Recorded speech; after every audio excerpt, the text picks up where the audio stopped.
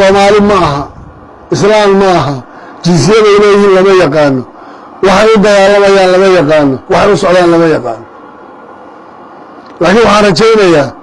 haddii la helo cid iska celisay inay dadka ugu nugul waxay aad uga adag yihiin shacabka oo aad u gumaadaan oo ay gubaan oo ay xasuuqaan oo markaa ay garanaynin waxay dadkaasi garabsadeen iyo sabab ay u yeelayaan sidaas oo kale laakiin shacabku wuu sugayaa waayo cidda uu ka sugayo gargaar waayo cidda uu doonayaa inuu culayskaa ka qaado waxay la tahay waan garanaynaa waa ciidanka Soomaaliyeed maaha ciidan dibadda ka yimid maaha amisom maaha ciidamo kale dhul waxaa xoogyaal ku dagaalami kara dareenkiisa gudan kara waa dadka u dhashay weeye haddaan sugno oo nidhaahno balaan sugna qolaa meelameyn oga imanayse ma dhaqaaqi karna maxaan yeelaa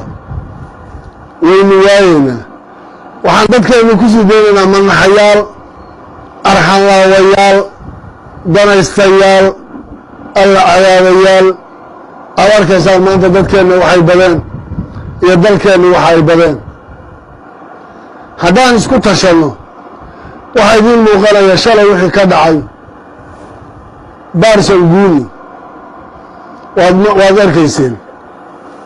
waxay shalay dareemeen oo aan xusuusinaynaa haddii meydadkiinnu ay gubteen oo meydadkiinnu ay raq noqdeen ood cadaabanteen waxaad xusuusataan shacabkii Soomaaliyeed ee soobe iyo meelaha kale aad ku gudayseen waxaad dhadhansiiseen aad shacabka u geysteen in idinkaana loogu dhadhansiinayo waana guul taariikhi ah waxaan is leeyahay shalay fulaynidu waa waxay baabuurtii xataa qaraxa ay ku wateen uga carareen baabuurkay ugu talagaleen waddada inay ku gooyeen waxaan u malaynayaa wiilashu intay galeen iyo xataa gudihiisa fiiriyeena waxaa loogu talagalay caagaga saaraa gaariga dhinacyadiisoo dhan bule waxaan xabaddu karin qaraxuna ka baxaynin bay ka dhigeen waxay ugu talagaleen inuu kor iyo hoos u qarxo oo buundada lagu gooyo qofku hadduuna fulay ahayn xaggee buu buundada u goynayaa waxaad garan karaysaan inaan laxajeclo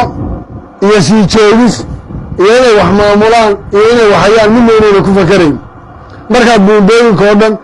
iyo wixii waddanka macnihiisa ha o dhan aad burburiso maxay xukumayaan iyay haynayaan xaggee u joogaan markay macnawiyaadka waddanka o dhan ay burburinayaan